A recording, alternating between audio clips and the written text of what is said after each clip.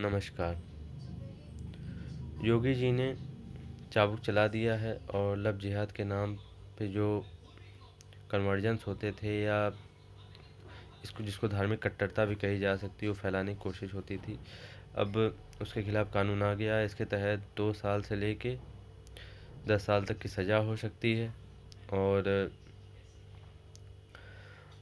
लगभग 10,000 से लेके 50,000 तक का जुर्माना हो सकता है। ये कानून अभी अध्यादेश रूप में है। इसमें कहा जा रहा है, अब इसकी पृष्ठभूमि किस वजह से बनी इसकी बात करने की ज़रूरत है। हम लोग जानते हैं कि जूही कॉलोनी कानपुर का एक इलाका है। जूही कॉलोनी में टारगेट तरीके से एक नेक्सस बन गया था जिसमें एक धर्म विशेष का लड़का और हिंदू लड़कियों को टारगेट करता था और जब वो उसको टारगेट करके उसको एक जाल में फंसा लेता था तो फिर बोलता था कि तुम अपने दोस्त को भी और जो उसका दोस्त था उससे लड़की से मिलवा देता था और इस तरीके से नेक्सस चलता था और जबरन कन्वर्जन्स चलते थे। मैं ये मानता हूँ कि दो बालिग लोग आज़ादी से धर्म परिवर्तन करने का अधिकार है, लेकिन क्या हमेशा ज़रूरी है कि शादी के लिए धर्म परिवर्तन किया ही जाए? 1954 का स्पेशल मैरिज एक्ट हमें अधिकार देता है कि दो लड़का लड़की इंटरफेथ में मीन्स दो अलग रिलीजन के हैं या किसी भी तरीके से वो अपना बिना धर्म बदले ही शादी कर सकते हैं। कि किसी के भी ऊपर भी एप्लीकेबल होता है, ऐसा नहीं है कि एक तरफ है एक तरफ नहीं है।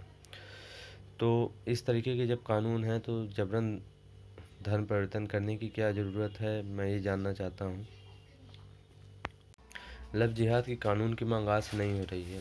ये केस बहुत पुराने हैं, बहुत साल से हो रहे हैं, लेकिन अब जाके सरकारों की या कहें तो राष्ट्रवादी सरकारों की अब जब से सत्ता आई है तब से काम हो रहा है इस पे। नहीं तो सेकुलरिज्म के नाम पे और धर्मनिरपेक्षता के नाम पे पता नहीं किस किस तरीके के पकवान पकवाए जाते थे और वड़ा पाव बनाए जाते थे, लेकिन इसकी कोई बात नहीं करता था, बस इसलिए क्योंकि धर्मनिरपेक्षता खतरे में आ जाएगी।